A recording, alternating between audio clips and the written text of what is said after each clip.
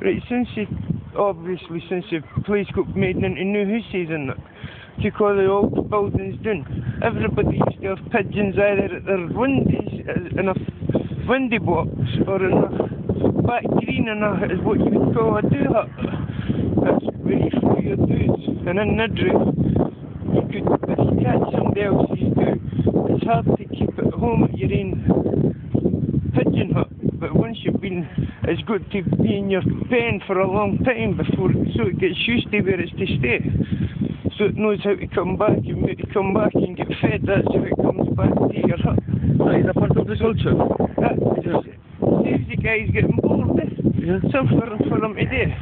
Like a nice day like this, you'll be sitting at the back green listening to music, maybe having a couple of cans of beer, trying to catch a couple of birds. As in pigeons. If they catch your pigeons, then they'll be able to take them up to this town and take them to the swap shop and get different pigeons that they didn't know the area. So once they get in their hut, they'll have been fed and watered. So nice way of living. It just goes right back to their hut because it knows where it gets fed and watered. Yeah. At the end of the day, if you catch somebody else's do, you can take it up to the shop and get £15 for a do. And I think it's £20 for a hen. So it's like a sport for some of these guys. Yeah. Something for them to do. But then you've got the other guys that do the racing pigeons. Alright. They were in racing pigeon clubs. They maybe wait a couple of months for the racing pigeons. And then they'll take the racing pigeons maybe 50 miles away from their pen, from their house. And because they know the place that well, the pigeons will come back. Sometimes they take them 50 miles, sometimes they take them 100 miles.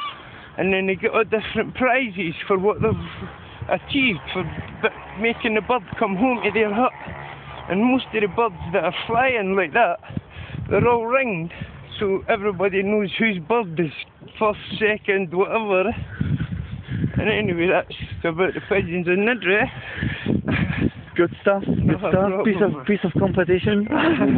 Way of living. Fantastic. Exactly. So how many people to do it?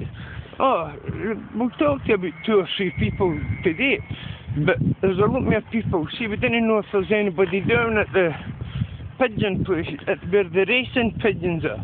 They just go to muck out their hut and do whatever they need to do to their hut. See, they only need to go there when they're having races, and they take their cars and they load the birds into boxes and they take them away a far distance, and if, as I said, the first one home gets the prize, and I think it's like the first, the second and the third get a prize for everything they've caught. Just lucky if your bird gets home. Yeah. But 9 out of 10, obviously, most of them do come home to their own hutch. As it be.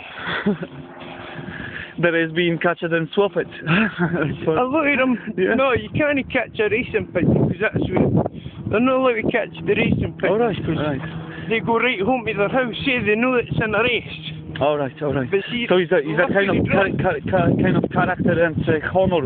It's Homer, aye. Honor.